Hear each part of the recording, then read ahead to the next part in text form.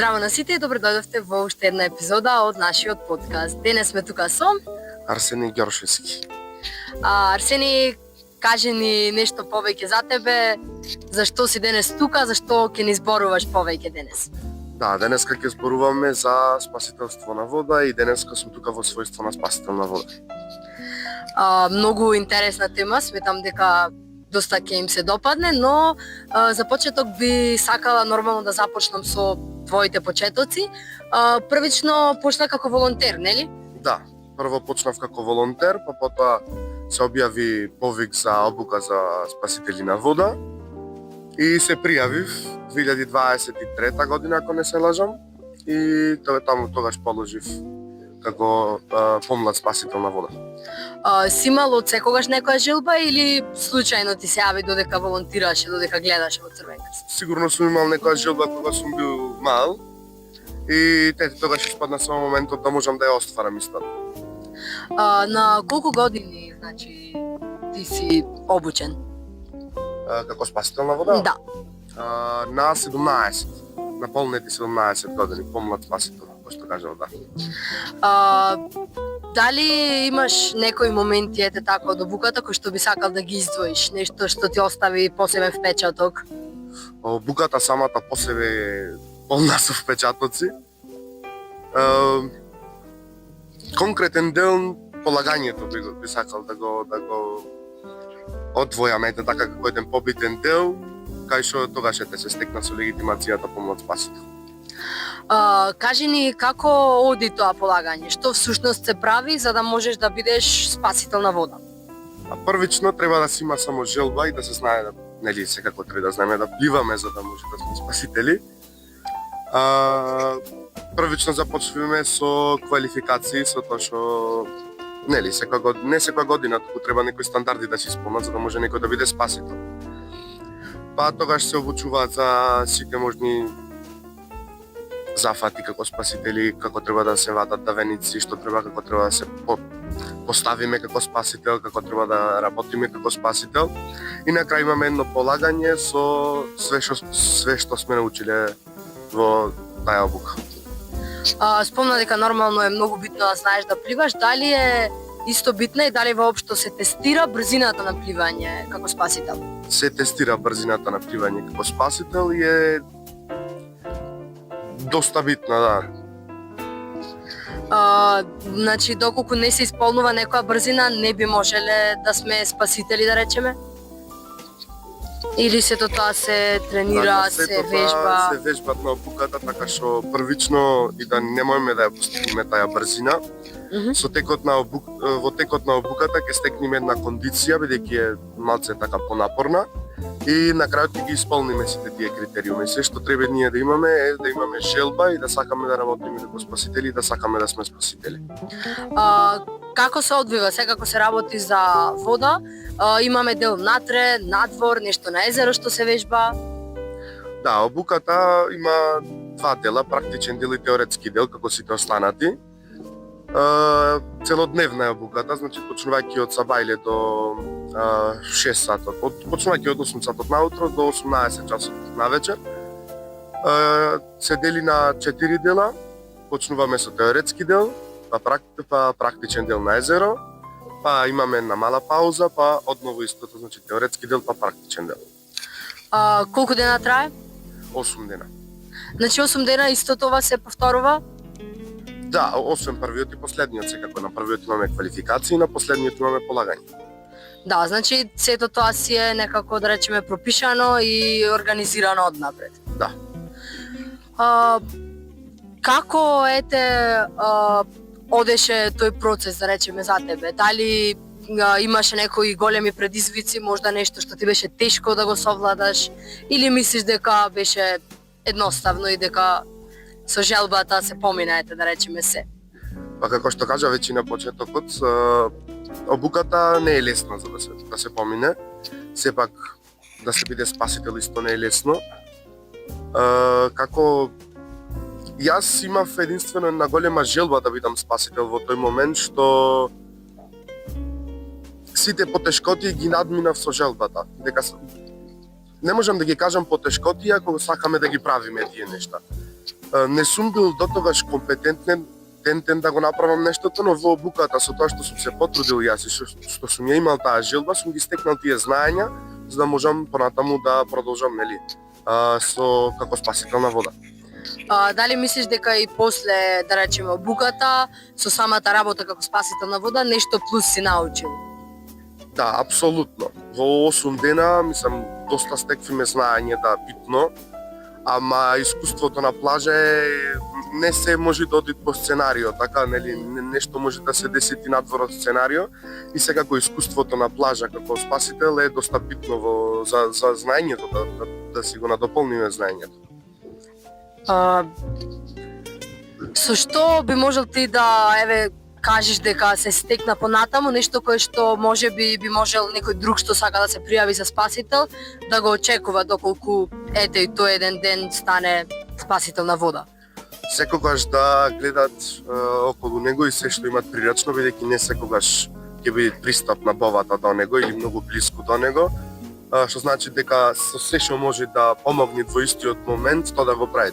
Дали тоа било топка, со јаже или не знам, спасителен круг на брод, а не од неговата опрема. Се што имат при рака да знаат да го искористат и претходно да си направат план како би го искористил во случај да немат својата спасителна бова. Ти веќе работиш како спасител на вода. Колку време, да речеме? Ова ќе ми биде 3-та сезона кај што работам редовно како спасител. Значи веќе 3-та сезона. Се случило ли некогаш да треба така да користиш прирачни средства, некако да се организираш? Можам да кажам да, бидејќи моето прво спасување беше така лани на градски базен, со тоа што правев обиколка околу базенот. Бовата ја оставив, тоа е моја грешка, ја оставив на каде што ни е пунктот, бидејќи немаше многу луѓе, ама сепак мора да направиме една обиколка околу базенот. Тогаш мало детенце скокна во длабокиот базен.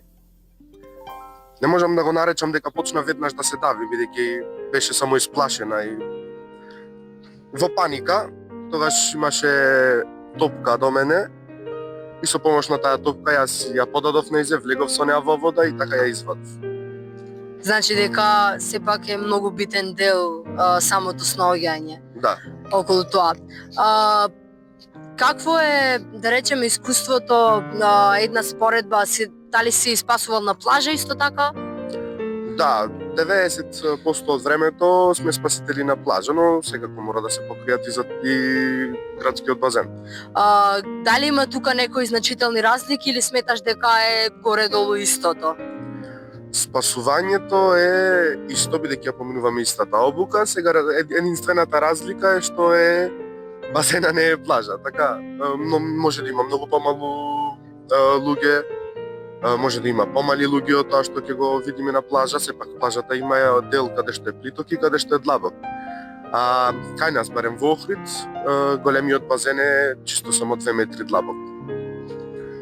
Значи спомна дека се сите места од прилика покриени, плажите, но дали некогаш во случај да речеме да има некоја таква ситуација на давење или било каков проблем во вода, продолжуваате да речеме таа спасителска дејност, каде што дури да не си да речеме во дејност на спасител, секако мораш да помогнеш некогаш. Да, тоа ни е и должност како спасители, така што јас во секој случај чисто од хуманост, од толку бидејќи нашата работа е благородна, би го направил тоа. Значи сметаш дека дури и по некое време доколку веќе може би заменеш на некоја друга страна и не си спасител на вода, сепак секогаш си тука да помогнеш доколку си нормално во близина на било кој да е потребно. Во секој случај, да, апсолутно, мислам, не треба тоа да биде прашање. Секако. Дали имаш нешто што се случило, што може би сакаш да го препорачаш како некоја порака да речеме, некоја грешка може би од некој кој што можел да настрада, што може би може лесно да се превенира и да внимаваат на тоа луѓето? Па, знаејќи ги нашите локални граѓани во Охрид, Превенција е малце многу тешко да се постигне. Кај нив бидејќи како охриѓани, нели, сите знаеме се, така што едноставно треба само да ги отвориме очите кога се работи со такви луѓе, а нешто што ни би помогнало како превенција, тоа е најмногу кај туристи, кај странски туристи, кои што добар дел од времето и сами доаѓаат да кажат дека не се доволно способни да го прават нештото што го прават и дека сакаат некој да ги надгледува. И во соработка заедно со нас и го правиме тоа да биде побезбедно и за нив, а и за сите останати на плажата.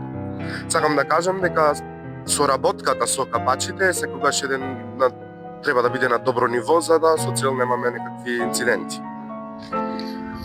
Да се биде спасител значи постојано да мораш да си присутен, да гледаш што се случува. Колку брзо најчесто треба да се случат тие реакции за да не настане никаков понатамошен проблем? Да, треба да сме секогаш присутни, како што кажа, треба секогаш да сме алармирани за нешто доколку се случи. Треба да бидеме брзи во реагирањето, но не брзоплети, бидејќи не сакаме да си наштетиме и самите себе си додека ние му помагаме на некој друг. Треба безбедно и него да го извлечиме од водата, или не мора да биде во водата, ние реагираме и на копно. Треба да биде безбедно и за повредениот, треба да биде безбедно и за нас како спасители. Многу често сме слушнале дека човек кој се даве би се фатил и за сламка. Како оди тој процес на спасување од еден човек кој што да речеме не е толку свесен за да знае дека може да му наштети на самиот спасувач? Тоа се вика активен давеник. Тој давеник, да, што кажа, би се фатили за сламка само за да земе воздух. Тогаш е битно ние да го освестиме тој спасител, тој давеник и да му кажеме дека ние сме спасители. Секако ние не се приближуваме до него бидејќи ќе не фати нас и ќе не повлече во вода. Тоа го правиме со благо попрскување од растојание од две полни раце. Тогаш тој ќе се освести малце дека има некој околу него и нема да има истата паника која што имал претходно, бидејќи тој се осеќа сам. Исто треба да се упатиме зад него, каде што не гледа, каде што е помалку ризично за да не фати нам. И со помош на спасителен зафат треба да го фатиме и да го прицврстиме за себе, да му објасниме што се случува, држејќи го над водата, за да може да диши. И заедно се упатуваме со пливање, бидејќи тој е свесен, тој може сам да плива, само му треба мала помош, се додека не го изнесеме надвор.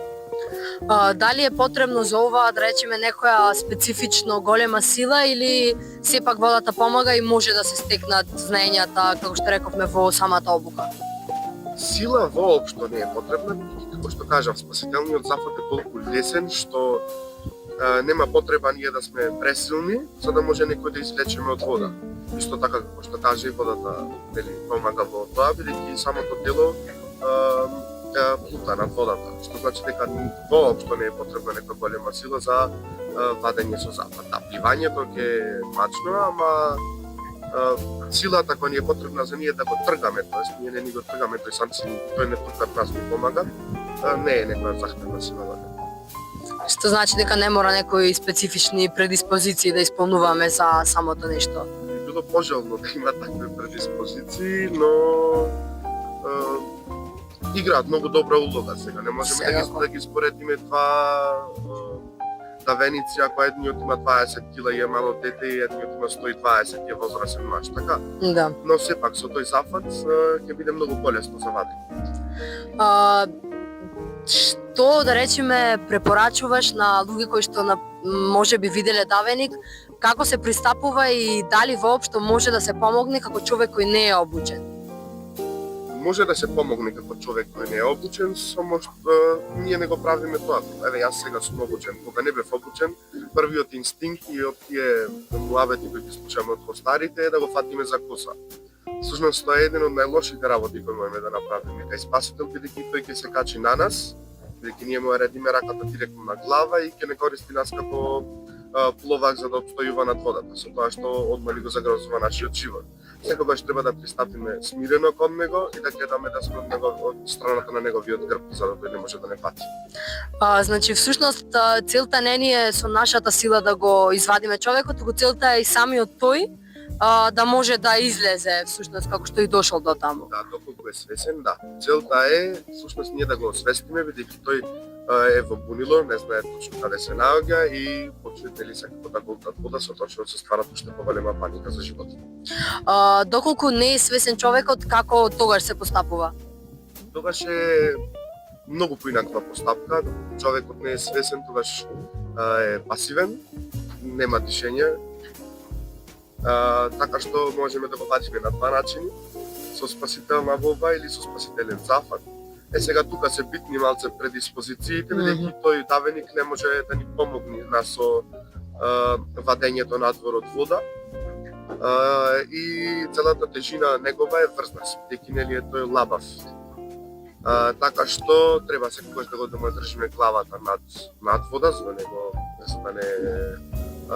има вода во себе, така што тука е малце пожелно тие предиспозиции да бидат добри. Значи, тоа би биле двата типови, да речеме, надавеници или има и понатаму некој друг кој што би требало да се спаси во некоја ситуација? Најчесто ние во Охрид имаме уморни пливачи. Тие уморни пливачи често знаат и сами да си побараат помој доколку не можат да се вратат на копно. Дали ќе свирнат со свирче по нас, дали ќе ни мафтаат или некој ќе пуштат што е поспособен од нив да ни каже каде се наоѓаат.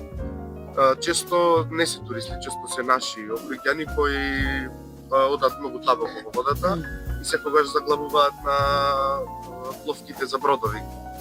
Така што секогаш користиме тука прирачни средства. Ако има некој нели во близина кајче кој имаме да го позајмиме или да го пуштиме катамаран, таска, и користиме тие работи бидејќи да се плива толку далеку за да му се помогне на некој и ние самите не си знаеме. Спомна дека најчесто се од овде нели охриѓани, но што е со туристите? Дали е со нив лесно се склопува комуникација, затоа што можеби некогаш може и самиот јазик на кој зборуваме да биде препрека? Многу е полесно со туристи да се дојде до некој договор, бидејќи самостојно тие прашуваат кои се правилата на плажите, бидејќи сакаат да ги следат, нели. Прашуваат до каде смеатат што смеат да прават на плажата, како да го направат нештото, бидејќи не е нивна средина и сакаат да се запознаат со тоа што ќе не почитуваат и нас како спасители на плажата, со тоа што не мора ние да им објаснуваме, ниту тие самите доаѓаат и не прашуваат. Тоа е разликата помеѓу локален турист и странски турист. Сметаш ли дека, да речеме, локалните македонски туристи од другите градови не се дотолку, да речеме, спремни да влезат во водата и не се дотолку, нема некоја таква култура на прашување и поконкретно запознавање со сите правила кои важат? Да, домашната популација секогаш мисли дека се знае, иако не е секогаш така. Па како да го кажам, не сакам да звучам груб пред сите, но треба малце некогаш да се праша, бидејќи не сме ние за џабе поставени на плажата таму, не сме ние да ги наплаќаме лежалките како што имаат тие во обичаено да не прашат колку пари се лежалките или дали може лежалката или дали може таската. Ние сме таму со цел нивно безбедно капење. Се случило ли некогаш да дојде некој македонец, да речеме, да праша за правилата или обично се само од странците? Често тие македонци кои прашуваат се често бивши колеги кои биле спасители на вода, кои одамна не се спасители на вода, така што сепак културата таа на спасители се одржува меѓу спасители. Дали има некои одредени правила и дали тоа зависи од, да речеме, различните плажи, до каде смее да се плива од прилика, колку метри во водата? Секоја плажа си има одредено капалиште, бележано капалиште, на кое што спасителот одговара и во кое што капачите треба да бидат. Секоја плажа мора да го има тоа, мора да го посетиме. Што значи дека доколку одиме на некоја плажа мора специфично да се информираме за конкретната плажа, нема некое општо правило. Општо правило е дека треба да се капите во обележаното капалиште, а каде е капалиштето е доста многу видливо, бидејќи е обележано со црвено-бели бови пловки. Така што правилата зависат од плажата до плажата, бидејќи не секоја плажа е иста и тоа треба да го процени спасителот. Каде има ризик, каде има, не знам, потонато кајче, тоа се смета како ризик, каде има поголеми карпи, исто тоа се смета како ризик. На некој начин спасителите сами треба да си постават тие ризици и правила со цел да направат една превенција за да нели ако ние кажеме дека таму има кајче и дека не е безбедно да се оди, добар дел од луѓето нема да го прават тоа. Ама ако ние не кажеме и некој не знае, тогаш може да расправи нека повреда, па не да може да дојде дури до давање. Сите овие работи како ризици треба да ги разгледа еден спасител пред да почне да речеме со неговата работа и да знае каде се или има некои информации претходно. Не, секогаш практика е кога ние ќе почнеме со нашата работа на плажа, ако ќе почнеме на таа плажа, секогаш цртаме скеч од плажата, како изгледа плажата и секогаш редни извичници на скечот каде што се ризиците. Ама секогаш првиот спасител треба секако да исплива таа плажа, да провери, да ги одреди тие ризици и потоа кога ќе ги обележи на тој скеч, останатите спасители ќе знаат каде се наоѓаат.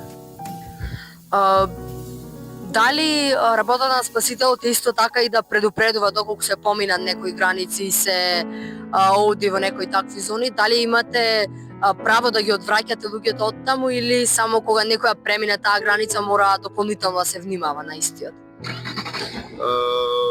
Добро е да се предупреди, како што кажав, превенцијата е многу подобра од него спасувањето. Така што да, имаме право да го предупредиме, но немаме право да го извадиме и да го тркнеме од плажата. Секако да може да си го направи газдата на плажата со наша координација или обезбедувањето кое е присутно.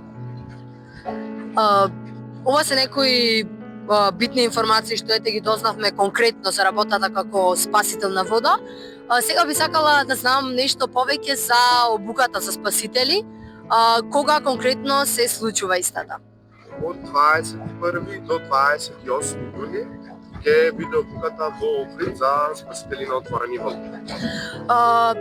Како е планирана да оди обуката? Дали е тоа истата или секогаш се обновува, има некои нови работи кои што се додаваат? Новитети секако имаме и секогаш го следиме трендот, светскиот тренд за обуки. Нели, секоја година може да има нешто ново, што е додадено, некој нов запад или некој подобар начин за излекување на давеник или слично. Така што обуката е секогаш со светските стандарди и се одвива скоро исто како сите останати денови, сите останати обуки досега, но само со новитети. Зборувавме за некои предиспозиции, дали има некои, да речеме, работи кои што мора да ги исполнува некој човек за да се пријави како спасител на вода? Да, треба да биде физички здрав, да може да извршува нели спорт и спортски активности. Околу годините мора да има наполнето 17 години за да може да положи како спасител на помлад спасител на вода. До кога се смета за помлад спасител на вода? До наполнети 18 години, каде што уште еднаш се преполага за да се земе спасител на вода. Дали е тоа истото полагање или како помлад се полага нешто полеснето, да речем? Не, сосема е истото, само се стекнуваат со различни називи. Околу некои други предиспозиции, дали е, например, битна килажата, висината, некои такви работи како што доаѓаат нели сами по себе со силата, што рековме, дека е многу важна. Килажата и висината не се многу битни, се додека се исполнат критериумите на обуката и се додека лицето е способно да ги изврши дејностите кои се бараат на обуката. Тоа значи дека секој, да речеме, што има некаква желба, може да се пријави и понатаму да развие вакви способности. Да, секој најбитна е желбата да се биде спасител, бидејќи не сите кои имаме знаењето за спасител, тоа го стекнуваме на обуката, така што битно е да се има желба и да се издржи на таа, можам да кажеме, и малце понапорна обука, со цел за да ние бидеме способни да извршуваме спасителни дејности. Кој ги врши овие обуки? Национални инструктори за спасување на вода. Тоа се истите или се менуваат постојано и обучуваат нови луѓе? Обучуваат нови, мислиш, инструктори? Да, Па, секој инструктор може да избере дали ќе продолжи да врши такви обуки или не. Сега јас не можам да ви кажам дека не сум инструктор, но можам да ви кажам дека има и нови, но тука се и старите и се уште помагаат во истото. дали тоа значи дека секој спасител на вода може своевремено да стане инструктор? Да, секако со соодветното знаење, со соодветното полагање може да стане и да се стигне, да дојде и до инструктор. Значи има некои можности за, да речеме, напредок и понатамошно обучување и помагање на многу други. Сметам дека ги покривме главните делови на спасителството и дознав и јас, ги запознавме и гледачите со многу нови работи и може би ги подсетивме на некои работи кои што досега ги знаеле. Ти ни кажа некои пораки, како побезбедно се чуваме, како да прашаме. Што би сакал за крајете да порачаш, како еден завршеток да го заокружиме крајот на овој подкаст? Вака за сите кои не гледаат, сакам прво да препорачам да ги следат правилата на спасителот, секогаш да го прашаат спасителот за нешто кога не им е јасно, не да не одат свој главо, не за џабе сме поставени, пак ќе кажам, тука сме за нивната безбедност и тоа е тоа. Значи, многу едноставно може да се спасат и да се решат многу проблеми кои што се случуваат. Точно така. Тоа би било тоа. Ти благодарам што беше дел од денешниот подкаст и се надевам дека ќе имаме секако успешна обука за спасители и дека плажите ќе ни бидат се побезбедни. Ви благодариме и вас за гледањето. Се гледаме во наредна епизода.